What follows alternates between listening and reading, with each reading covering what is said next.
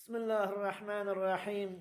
الحمد لله الذي جعل العلماء ورثة الأنبياء وخلاصة الأولياء الذين يدعو لهم ملائكة السماء والسمك في الماء والطير في الهواء، وعلى آله الطيبين الأطهار الأتقياء وأصحابه الأبرار نجوم الاقتداء والاهتداء.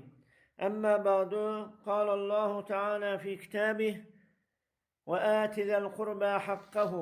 صدق الله العظيم.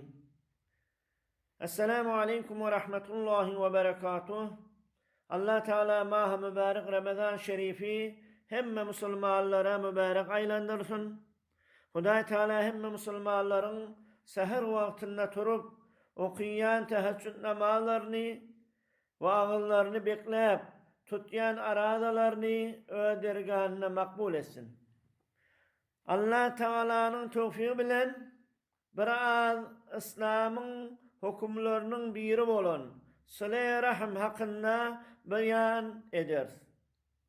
Huday Tebarek ve Teala Kur'an-ı Kerim'inde sıla-i rahim hakkında, doğun kardeş melen katnaşmak hakkında, kan düşer doğunun melen mehabbet etmek hakkında Huday Teala Kur'an'ın neçi yerine fermayiş ettiler.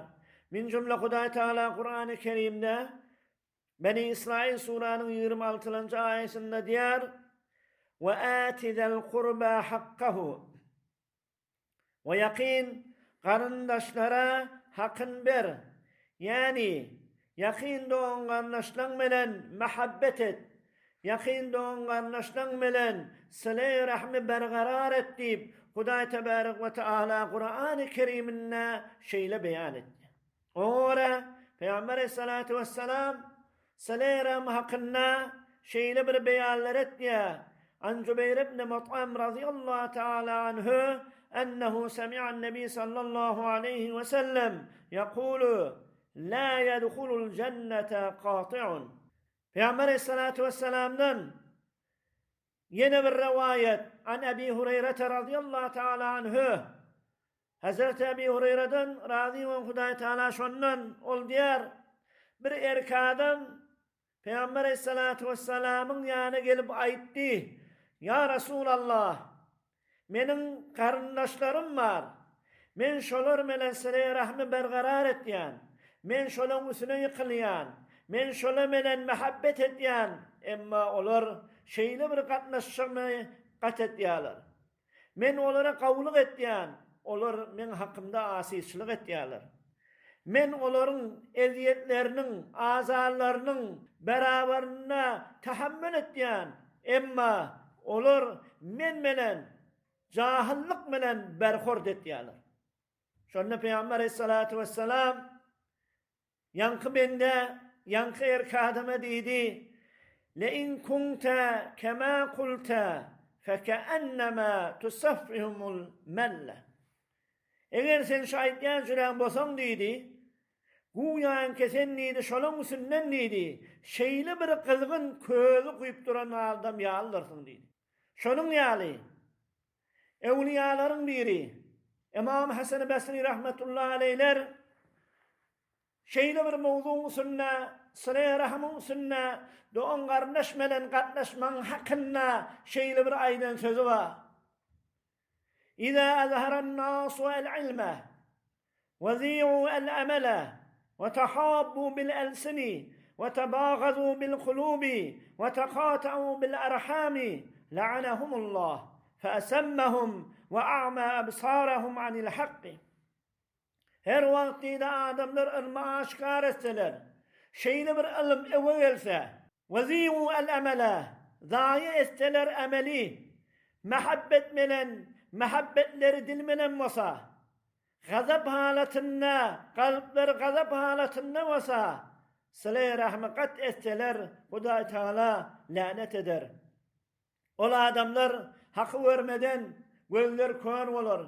Ola adamlar hak eşmeden kulakları ker olur deyip şeyle bir beyan edip. Şunun yani bizim hayatımız gözden, bizim yağdaylarımız gözden, nahilli Müslüman, nahilli imanlı, nahilli iyiliğin içinde Nähilli musulman yurtda bizler Hudaý Taalanyň faraminine, Peýgamber Aleyhissalatu vesselam'ın sünnetine, yoluna tabi olmaly. Sile rahimde Hudaý Taalanyň Kur'anyna diýip duran sözleriniň biri, hukmlarynyň biri. Doň gardaş bilen muhabbet etmek Hudaýyň destury, Hudaýyň fermaýşy, Hudaýyň buyrugy. Eger bizler şeyine bir Hudaýyň kelamyna, Resulullah'ın sünnetine tabi bolmasak, Hudaý Taalanyň gazaby, Hudaý Taalanyň gahary bize şamil bolar. Şeyine bir ahan Hudaýyň kelamy, Peýgamberiň hadisi, ewliyalaryň sözleri, sallallahu hakynda. Sallallahu rahim bolsa, doň gardaş bilen gatnaşylan suratynda nägat ewlen hisletler bolýar. Doň gardaş bilen gatnaşmakda Hudaý Taalanyň rezaýaty tapylýar. Doň gardaş bilen gatnaşmakda imanly adamlar hoş bolýar. Doň gardaş bilen gatnaşmakda iblis we iblisin serwalarynyň hemmesi gamy batýarlar.